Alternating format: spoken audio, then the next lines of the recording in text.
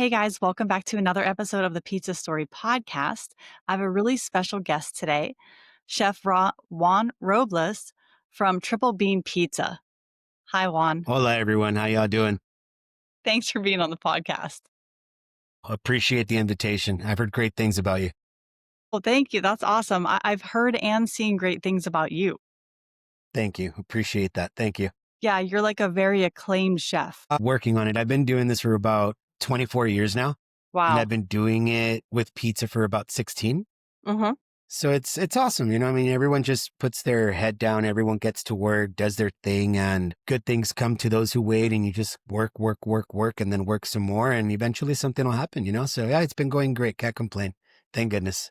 That's good. That's usually the way it goes. So I want you to take me back to the early beginnings of pizza for you. How did this start? Let's see. I was about 8 years into my culinary career. I did a combination of fine dining. I worked at Angel Stadium. I did a couple of things for Jennifer Lopez and a couple of other Panera Bread. I was a Wow. market manager for them. Then I ended up working at Pitfire Pizza. It's a chain pizzeria that's out here in Los Angeles. And it got to a point where I believe it was at 11 locations or 12 with the commissary. So I was able to start with them as a commissary manager. From there, I opened up one of their new pizzeria that was in Costa Mesa at the time. And little by little, I started going around the locations and working with all the teams. And I became the corporate chef. And at that company, it was Neapolitan using Valeriani Mugnaini ovens, wood fired. There was pastas, salads, the whole nine. So did that for 10 years. And then after that, I wanted to try something new, learn new styles. So I ended up finding Triple Bean Pizza here with Matt Molina, Joe Capella, Randy Clement, and April Langford. They hired me on as their corporate chef, I would say about a year into the company first opening. So I came in, and then their second location had just opened up about 3 months prior. So I came on board and started working with them on building the company out, getting a commissary going. And now, thankfully, it's been going well with all things considered with COVID and everything going on. We've been blessed. It's been going well. Now we have, let's see, Highland Park, which is the original location, Echo Park, Santa Monica, Glendora, and then we have a full-blown commissary that's about 6,000 to 7,000 square feet. Wow. And that's where we produce all of our production for our Biancos or our crusts, our sauces, our dressings, our vinaigrettes, our pastries, our breads, sweets, and we distribute to our restaurants 7 days. So that's how I Wow. came to be. And 24 years later, here we are. Oh my gosh, this is an incredible story because you're doing this at such a high level now with so many different locations and so many different moving parts. Yeah, it's going well. It's a little unique being able to execute things in the way we do while being commissary driven. I strive to make sure that it doesn't look like that when we serve our pizzas, but it's almost like driving a manual transmission vehicle. You just need to know what levers to pull and what is good use of time and energy at the commissary to be able to help the restaurants, and then how to focus more on the execution of roasting vegetables, making sausage, everything taste exactly right so they don't have to worry about dough making and all that other jazz. That's so cool. And can you take me through how the menu is curated? Sure. So, for example, when we go season to season, I work with my vendors and obviously I think of things that I want to do for that season.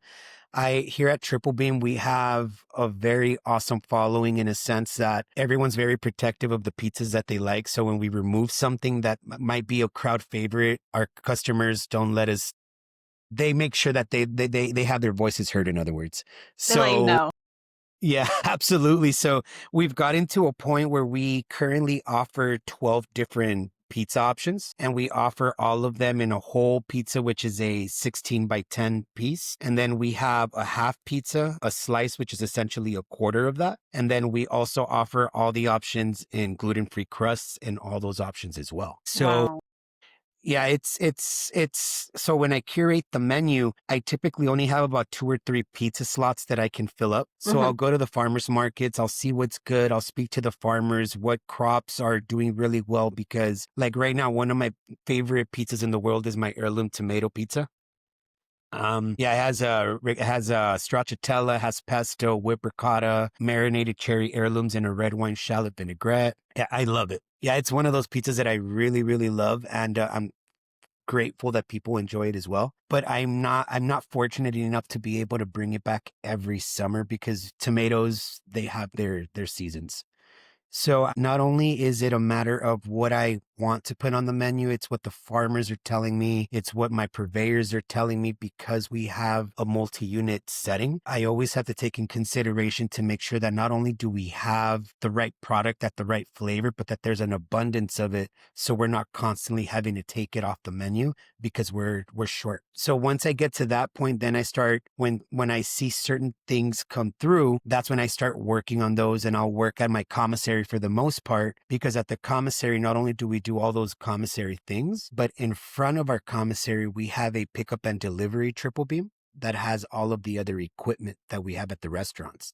Wow. At the commissary, we utilize pull and deck ovens to do our biancos, and then at the restaurant level, we utilize conveyor ovens for consistency.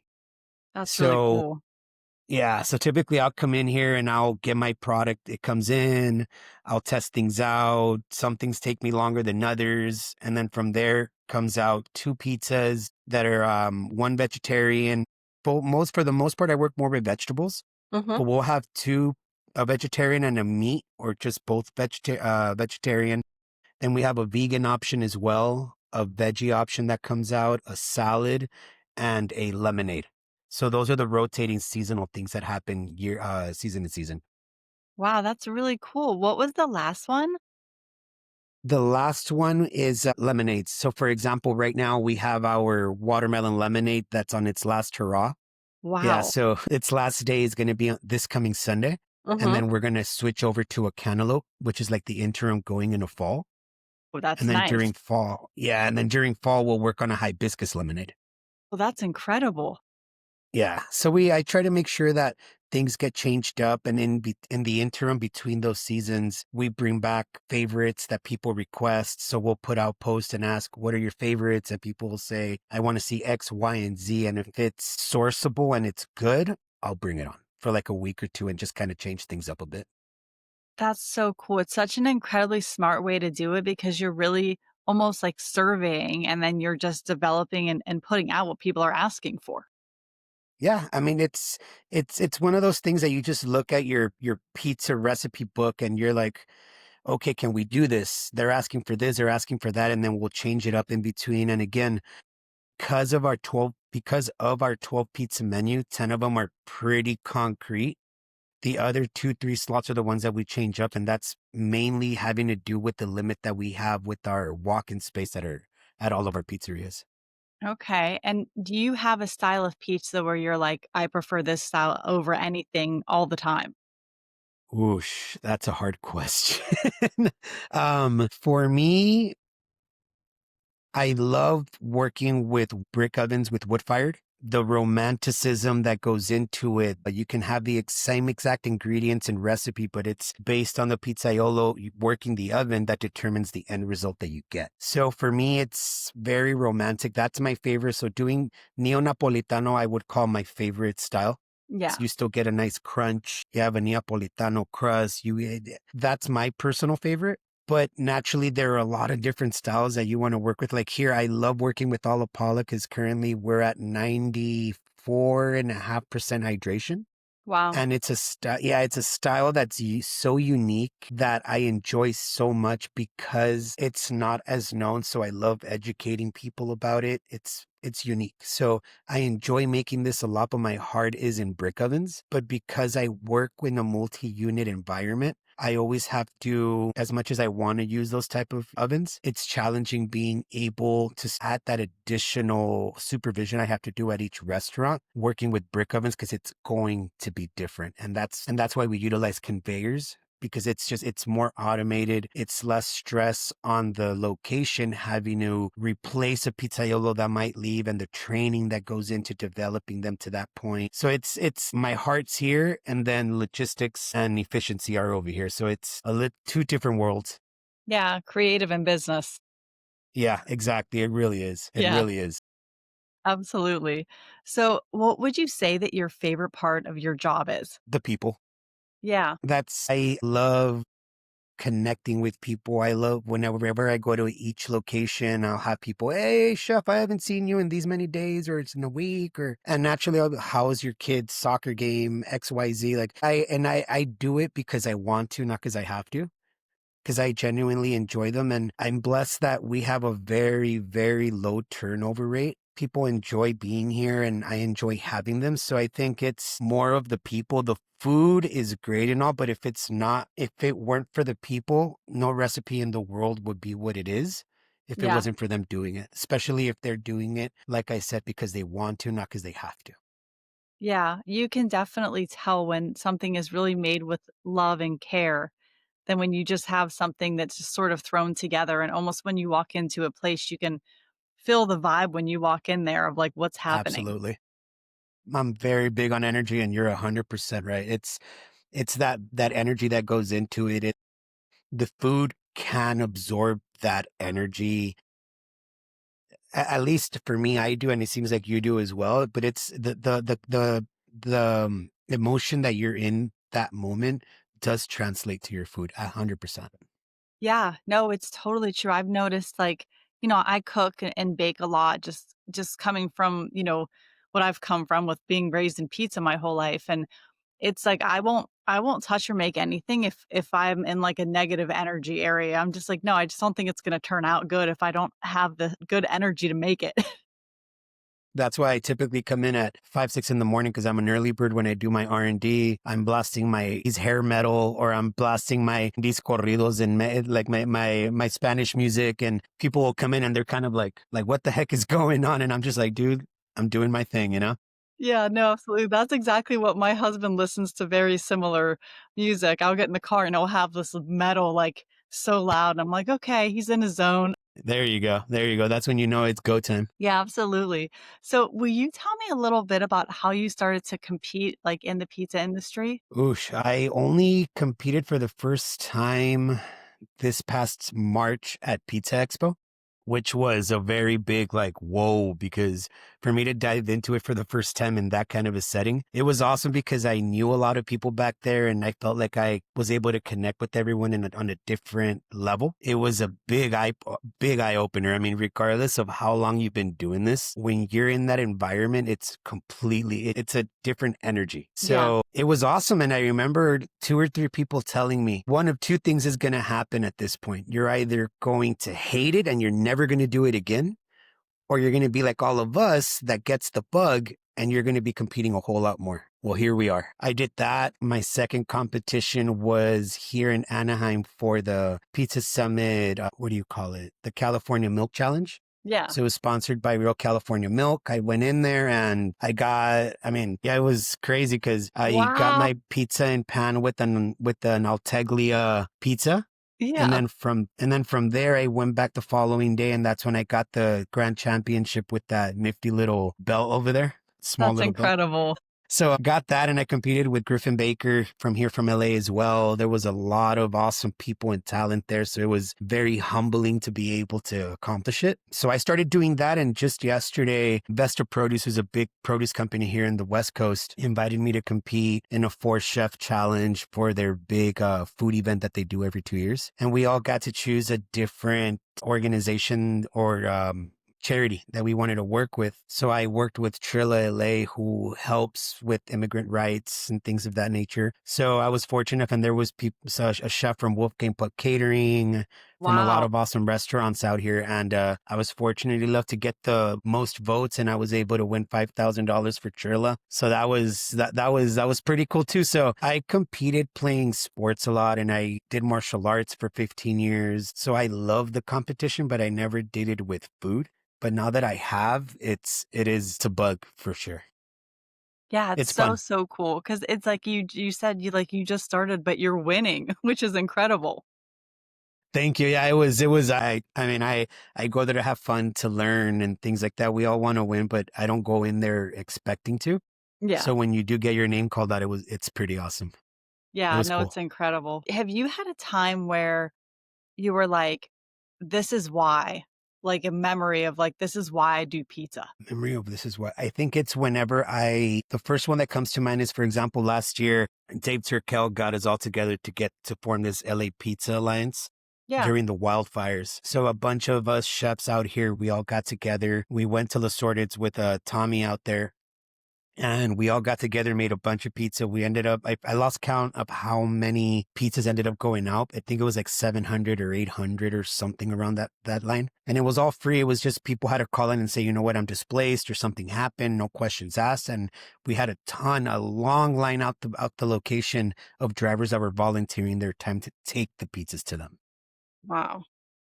That was one of those moments when we all took a picture and we had that time afterwards and we drank a beer and we were all going in and out of the kitchen making our own pizzas, and there was all of our own pizza boxes scattered everywhere getting boxed up. And that was one of those moments where I realized this is why, and this is why I strive to continue growing, is to be able to have a voice to help and to have a platform to be able to stand up for what I believe in. For Yeah. example, working with someone like Trilla, that's where I believe and it hits home for me. So a lot of it is making sure that I get a platform to be able to represent everything that I believe in and who I am.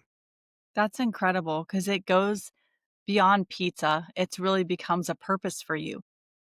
Correct. That's what it's always been. It's having something to prove to myself, not to anyone else, but being able to stand up and again, have a platform or have a voice where I can help those who might not have one.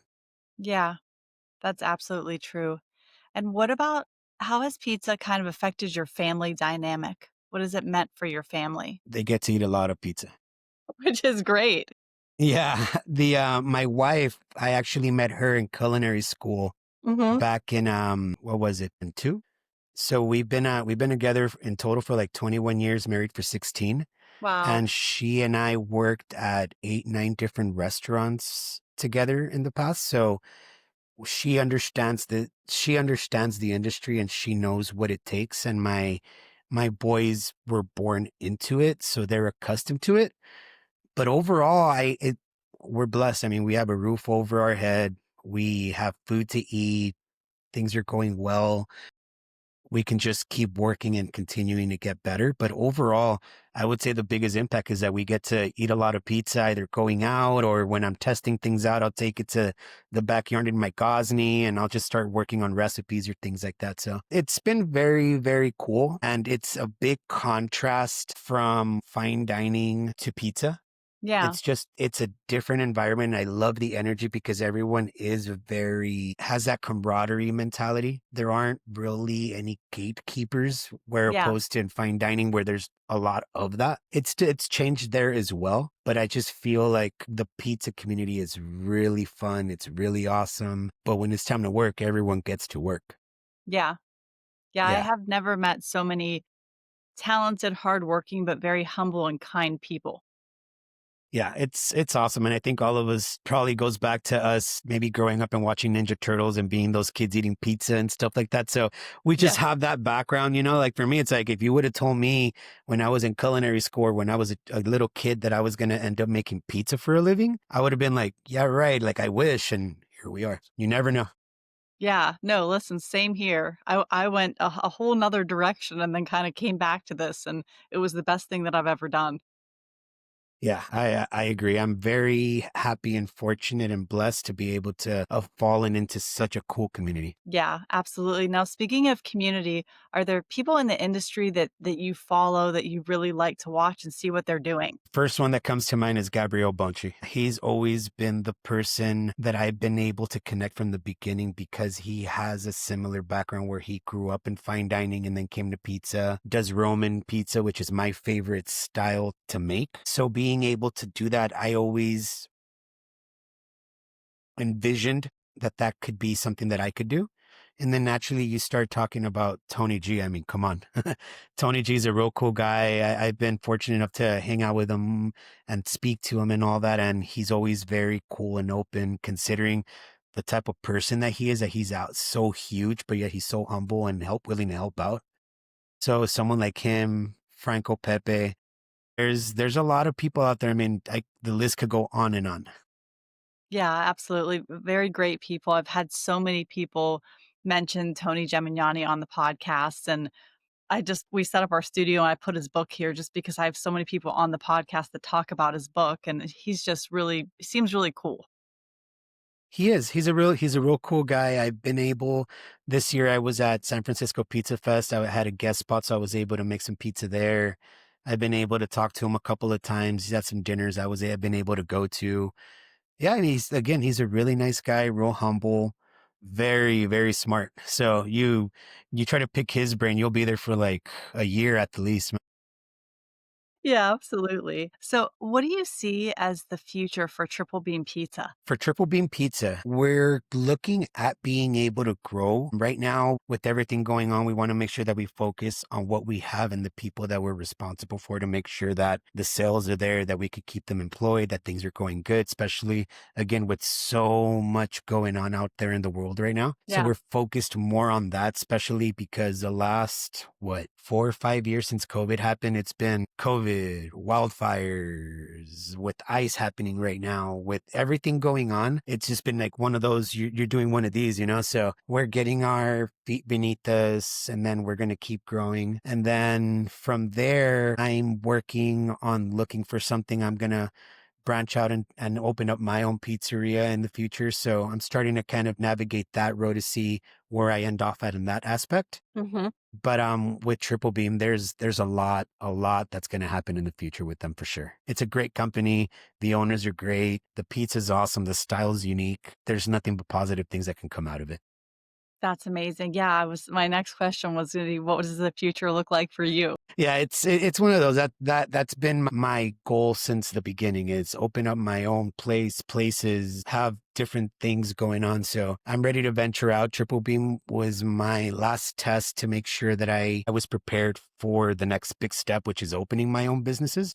So making sure that it's not just the food, it's the accounting side of it, the managerial side, the or the commissary aspect of it, the numbers, the P&Ls, working with project managers, project managing the contractors, making sure that you understand the whole cube. Yeah, So I that think makes that I think that I'm ready. At least I hope so. that's awesome. I often have people on and I'll ask this question and then down the road I'll kind of see the announcement that they have accomplished the goal and it's one of the coolest things to see happen. Yeah, it's always nice. It's that gleam in their eye. It's that little sparkle, that extra inch of smile. There's a lot that goes into being able to open something up, and I could only imagine all the emotion, everything come into play when you do that, especially when you announce it for the first time. I mean, it's that must be an amazing feeling. Yeah, absolutely. I mean, you're almost like just putting that goal into reality. Absolutely. It's a check mark. It's a milestone for sure. Yeah, totally. So what is the best way for people to find you and connect with you? I'm available on Instagram at chef_Juan Robles. You can also follow Triple Beam Pizza. We post things back and forth. Typically on my page, I put things that are coming up or when I'm doing R&D so people see what's coming up and the events that I work on along with Triple Beam Pizza. So you can follow me there. I have my Facebook. It's at Juan Robles, and then TikTok. I have something, but to be honest, I just kind of like videos or something like that, you know. But I don't really utilize it to be honest with you. Yeah, no, same here. I'm like sourdough bread, pizza crust, like There you go. recipes, like There you go. I'll be watching videos and my wife will be like, "Is all you do is watch food videos?" I'm like, "No, I watch sports." yeah, maybe like dogs. There you go. There you go. I have two German shepherds, so I keep my hands busy with them. Oh, that's awesome. Really cool. Well, Juan, thank you so much for being a guest on the podcast. I'm so happy that I got to meet you and talk to you. I'm very excited about your future goals, and I will definitely be following as time goes on. Thank you so much, Erica. Again, thank you for the invite. Thank you for what you're doing and continuing to spread the word with the pizza industry. And finally, go Dodgers. Awesome. Take care. Thank you. Take care.